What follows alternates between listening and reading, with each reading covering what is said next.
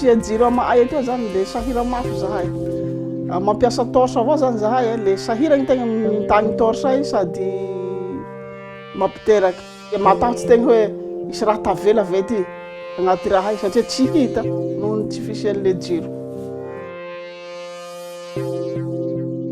Mampiasa jiro kapoaka raha fe tsy sitrapoko ty mampiasa azy fa tsy mahasalama jiro kapoaka eo no maika reky no milongana reky mirehatsy may tragno indraindray ka reky no fa maraindray zahay fohany roro ferisetrokety tiron-tegna mainty aby le mitondra tsy fahasalamana.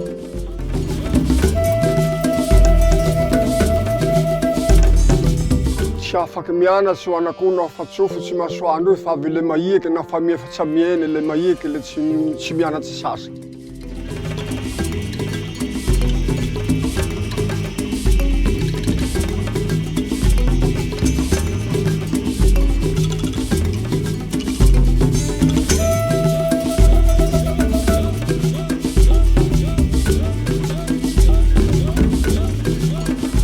C'est un jardin qui a été financé par la fondation. Le goutte à goutte, ça fonctionne avec une pompe solaire. C'est des panneaux solaires qui font fonctionner la pompe.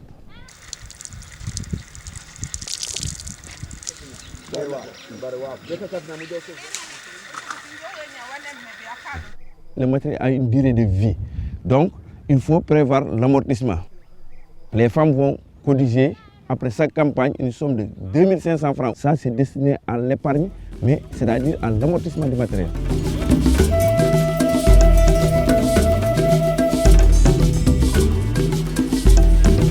Le taux d'électrification à Madagascar est encore faible, c'est moins de 5%, surtout en milieu rural.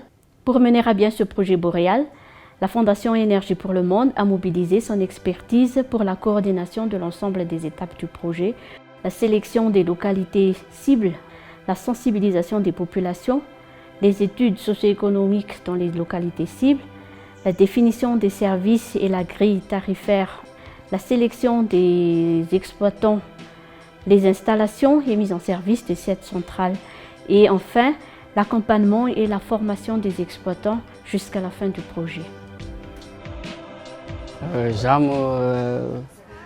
Mikasika ny service to de fa niara-niasa amin'ny Énergie pour le Monde mikasika ny formation rehetrarehetra amin'ny resaka fitantanana na technique de amin'izao fotoana zao de fa mahaleo tena tanteraka amin'izay asa rehetra endraky atao.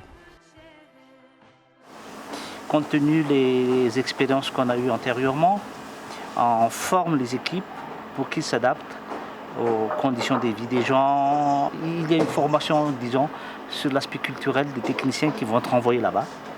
Habituellement, on embauche des compétences locales pour nous aider déjà pour l'intégration sociale. Ça, c'est une chose très importante. Je m'attache au faire de maintenance de la centrale et après, on va installer le courant dans le client.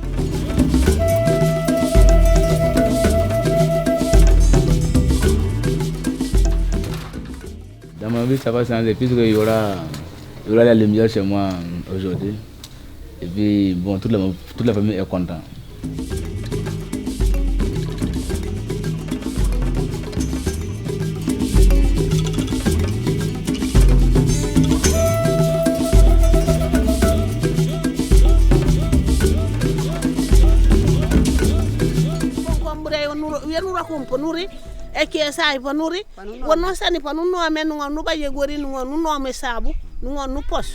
C'est un projet de grande ampleur parce qu'en tout, il y a 20 000 bénéficiaires directs et indirects et le projet permettra à ces bénéficiaires de sortir de la pauvreté.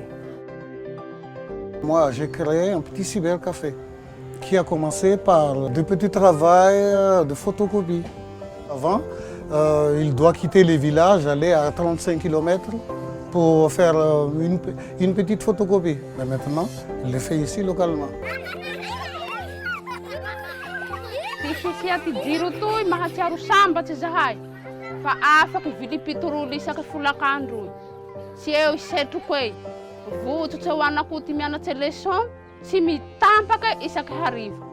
Il y a quelques lampadaires qui sont installés partout. Ça empêche les travaux des malfaiteurs, surtout pendant la nuit. Indrindra zany ho an'ny fahasalamana resaka vaksiny dia tombotsoa ho an'ny commune maromaro. Quand on n'avait pas de l'électricité ici, on partait à Gungain pour charger nos portables. Et puis quand on partait, on paye l'argent avant de charger. Mais maintenant, bon, ça fait une économie pour nous. Ça me permet de faire d'autres dépenses. Ça nous économise aussi du temps. Le problème, c'était les coupures d'électricité. À chaque moment, ils trouvent ce qu'ils veulent, comme par exemple la boisson est fraîche, surtout la fraîcheur que les gens veulent. Donc, c'est ça qui les amène, quoi.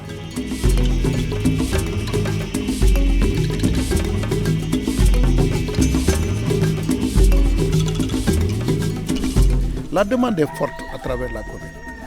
Donc la demande que nous faisons au niveau de Fondem, c'est de pouvoir aider encore davantage pour que ce test soit généralisé. Parce qu'aujourd'hui, c'est 2 villages seulement sur 24. Le rôle des ONG va évoluer et le rôle de la Fondem. Je crois que c'est la connaissance du terrain qui est un enjeu et un atout important pour tous les programmes et tous les acteurs qui vont donc s'impliquer. Et ça, je pense qu'une ONG comme la Fondem est très bien placée pour jouer ce rôle que ne pourront pas jouer des entreprises venant de pays développés ou même localement. Il y a besoin d'inscrire ces projets dans le territoire. Je crois qu'en France, on a des ONG dont la taille mérite d'être plus importante et de travailler collectivement pour pouvoir répondre et être crédible face aux bailleurs de fonds internationaux qui souvent souhaitent avoir des programmes d'une certaine ampleur.